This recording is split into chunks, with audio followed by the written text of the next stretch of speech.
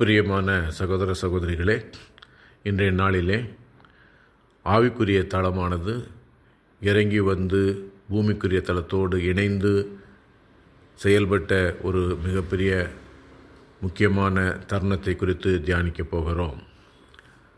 அப்போஸ்தலர் நடவடிக்கைகள் 5ஆம் அதிகாரம் 15வது வசனத்திலிருந்து நான் வாசிக்கிறேன், கேளுங்கள்.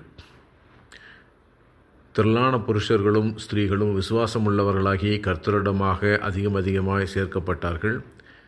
பிணியாளிகளை படுக்கைகளின் மேலும் கட்டிலின் மேலும் கிடத்தி பேதுரு நடந்து போகையில் அவனுடைய நிழலாகிலும் அவர்களில் சிலர் மேல் படும்படிக்கும் அவர்களை வெளியே வீதிகளை கொண்டு வந்து வைத்தார்கள்.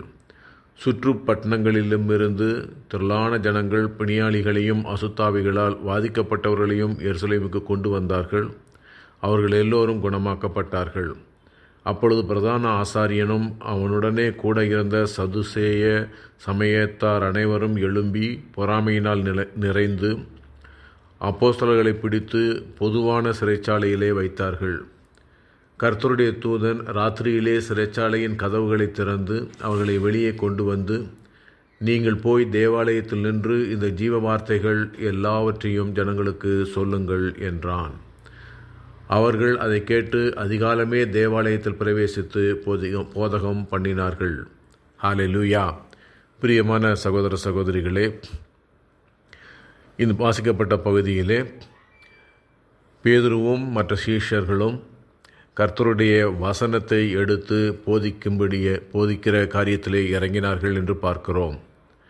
ஆண்டவராகிய இயேசு கிறிஸ்து அவர்தான் மெசியா என்று எல்லா ஜனங்களுக்கும் எடுத்து சொல்லுகிற அந்த காரியத்தை அவர்கள் செய்ய ஆரம்பித்தார்கள்.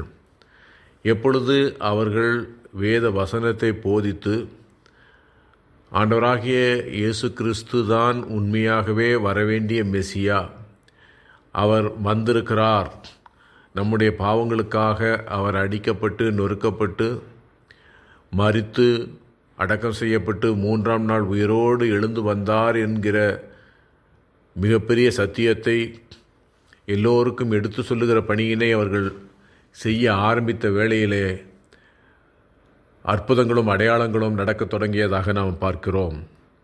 திரளான புருஷர்களும் ஸ்திரீகளும் விசுவாசம் உள்ளவர்களாகி கர்த்தரிடமாய் அதிகமாய் சேர்க்கப்பட்டார்கள் என்று வேத வசனம் சொல்லுகிறது. அதேபோல பிணியாளிகள் படுக்கையிலே கொண்டு வந்து பேதுருவுடைய நிழலாகிலும் அவர்கள் மேல் பட்டால் சுகமாகி விடுவார்கள் என்று எல்லோரையும் கொண்டு வந்து அந்த எருசலேம் வீதிகளிலே கொண்டு வந்து கிடத்தினார்கள் என்று நாம் வாசிக்கிறோம்.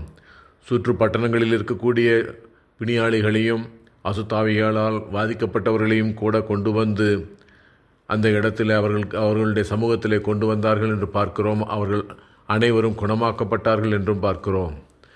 இப்படிப்பட்ட மிகப்பெரிய காரியங்கள் நடக்கிறது எவ்வாறு என்று சொல்லி நாம் யோசிக்கும் பொழுது, எப்பொழுது ஆண்டவராகிய இயேசு கிறிஸ்துவினுடைய நாமத்தை மகிமைப்படுத்துகிறோமோ, எப்பொழுது இயேசுதான் மெசியா என்று உரக்க சத்தமாக எடுத்து சொல்லுகிறோமோ, அவர் இந்த பூமிக்கு மனிதனாக வந்து தேவகுமாரனாக இருக்கக்கூடிய அவர் இந்த பூமிக்கு மனிதனாக வந்து பாடுகள் பட்டு மரித்து அடக்கம் செய்யப்பட்டு 3ஆம் நாள் உயிரோடு எழுந்தார் என்று சாட்சி சொல்லுகிறோமோ, அவரை நாங்கள் கண்டோம், நாங்கள் அவரை விசுவசிக்கிறோம் என்று சொல்லி அறிக்கை பண்ணுகிறோமோ, அப்பொழுது மகாபெரிய அற்புதங்கள் நடக்கிறது என்று இந்த வேத வசனங்கள் நமக்கு எடுத்து சொல்லுகிறது.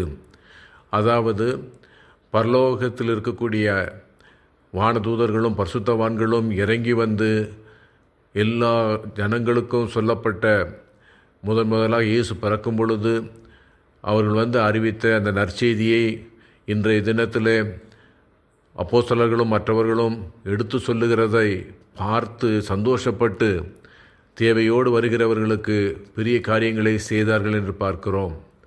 அந்த ஆவிக்குரிய தளமானது இறங்கி வந்து ஆவிக்குரிய தளத்தில் இருக்கக்கூடிய பரிசுத்தவான்களும் தேவதூதர்களும் அங்கே கூடி வந்திருக்கிற அத்தனை ஜனங்களுக்கும் அவர்கள் சேவை செய்தார்கள் என்று பார்க்கிறோம். அப்படிப்பட்ட நேரத்திலே அப்போஸ்தலர்கள் எல்லோரையும் பிடித்து சிறைச்சாலையிலே போடுகிறார்கள் என்று வேதவசனம் சொல்லுகிறது. 18வது வசனம் சொல்லுகிறது, அப்போஸ்தலரை பிடித்து பொதுவான சிறையிலே வைத்தார்கள் என்று சொல்லப்பட்டு இருக்கிறது. எப்பொழுது அவ்வாறு வைத்தார்களோ அப்பொழுதே ஆவிக்குரிய தளத்திலிருந்து உதவி உடனடியாக வருகிறதை பார்க்கிறோம்.